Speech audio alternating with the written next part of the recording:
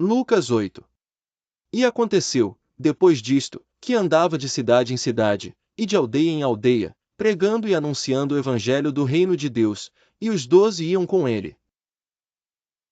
E algumas mulheres que haviam sido curadas de espíritos malignos e de enfermidades, Maria, chamada Madalena, da qual saíram 7 demônios. E Joana, mulher de Cusa, procurador de Herodes, e Susana, e muitas outras que o serviam com seus bens. E, ajuntando-se uma grande multidão, e vindo de todas as cidades ter com ele, disse por parábola. Um semeador saiu a semear a sua semente, quando semeava, caiu alguma junto do caminho, e foi pisada, e as aves do céu a comeram. E outra caiu sobre pedra e, nascida, secou-se, pois que não tinha umidade. E outra caiu entre espinhos e crescendo com ela os espinhos, a sufocaram. E outra caiu em boa terra, e, nascida, produziu fruto, a 100 por 1. Dizendo-lhe estas coisas, clamava: quem tem ouvidos para ouvir, ouça. E os seus discípulos o interrogaram, dizendo: que parábola é esta? E ele disse: a vós vos é dado conhecer os mistérios do reino de Deus, mas aos outros por parábolas, para que vendo, não vejam, e ouvindo, não entendam. Esta é, pois, a parábola: a semente é a palavra de Deus. E os que estão junto do caminho, estes são os que ouvem, depois vem o diabo, e tira-lhes do coração a palavra, para que não se salvem, crendo. E os que estão sobre pedra, estes são os que, ouvindo a palavra, a recebem com alegria, mas, como não têm raiz, apenas creem por algum tempo, e no tempo da tentação se desviam.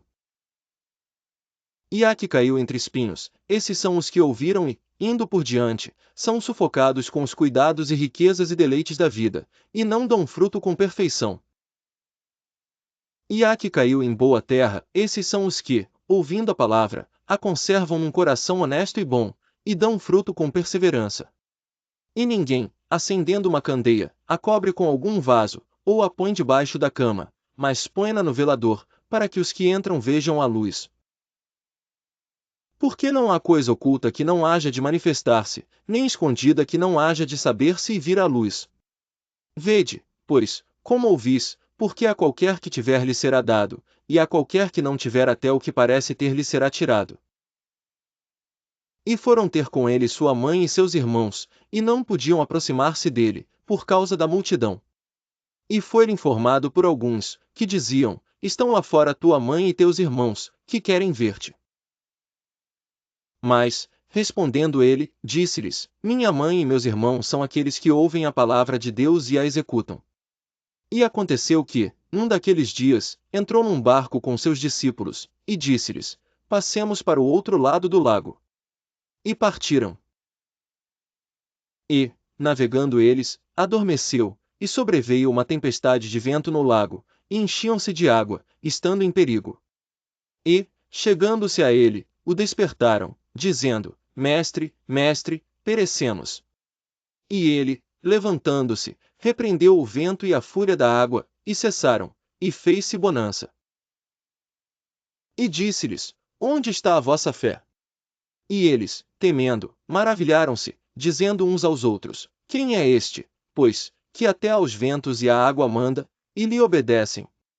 E navegaram para a terra dos Gadarenos, que está defronte da Galileia. E, quando desceu para a terra, saiu-lhe ao encontro, vindo da cidade, um homem que desde muito tempo estava possesso de demônios, e não andava vestido, nem habitava em qualquer casa, mas nos sepulcros. E, quando viu a Jesus, prostrou-se diante dele, exclamando, e dizendo com grande voz: que tenho eu contigo, Jesus, Filho do Deus Altíssimo? Peço-te que não me atormentes. Porque tinha ordenado ao espírito imundo que saísse daquele homem, pois já havia muito tempo que o arrebatava. E guardavam-no preso, com grilhões e cadeias, mas, quebrando as prisões, era impelido pelo demônio para os desertos. E perguntou-lhe Jesus, dizendo: qual é o teu nome? E ele disse: Legião, porque tinham entrado nele muitos demônios. E rogavam-lhe que os não mandasse para o abismo. E andava ali pastando no monte uma vara de muitos porcos, e rogaram-lhe que lhes concedesse entrar neles, e concedeu-lhe. E, tendo saído os demônios do homem, entraram nos porcos, e a manada precipitou-se de um despenhadeiro no lago, e afogou-se. E aqueles que os guardavam, vendo o que acontecerá, fugiram, e foram anunciá-lo na cidade e nos campos. E saíram a ver o que tinha acontecido, e vieram ter com Jesus. Acharam então o homem, de quem haviam saído os demônios, vestido, e em seu juízo, assentado aos pés de Jesus, e temeram. E os que tinham visto contaram-lhes também como fora salvo aquele endemoninhado.